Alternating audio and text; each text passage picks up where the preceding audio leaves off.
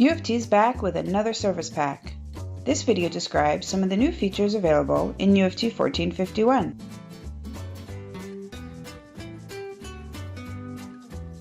Robotic Process Automation. UFT, together with Operations Orchestration, provides a scalable platform for automating, linking, and standardizing processes. In this release, we've added the ability to use test parameters via test batch runner commands to help you ramp up your RPA power. Docker. Dockerize UFT. Now you can run UFT web and mobile tests in a Docker container.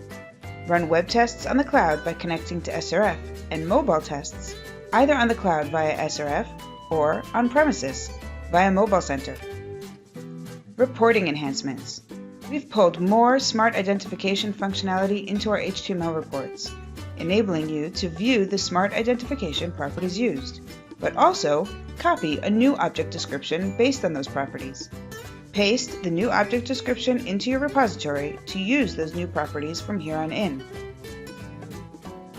And now you can configure UFT to export HTML results to PDFs, providing you with a portable report to easily share with others.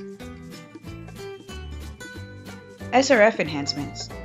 If you've uploaded your UFT test to SRF, now you can change parameter values in each test run directly on the automation page. Make sure you've uploaded your test with parameter names and also define those names on the SRS scripts page.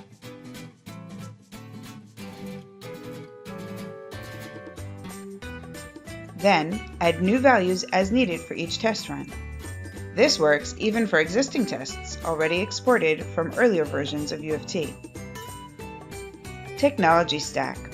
Leverage UFT's extended technology support with newly supported software versions, including SAP NWBC, Fiori, and SAP UI5, Power Builder, Qt, Stingray, TE Roomba, Web2Host, and the latest browser versions. To learn more, check out the UFT Help Center. Thanks for watching!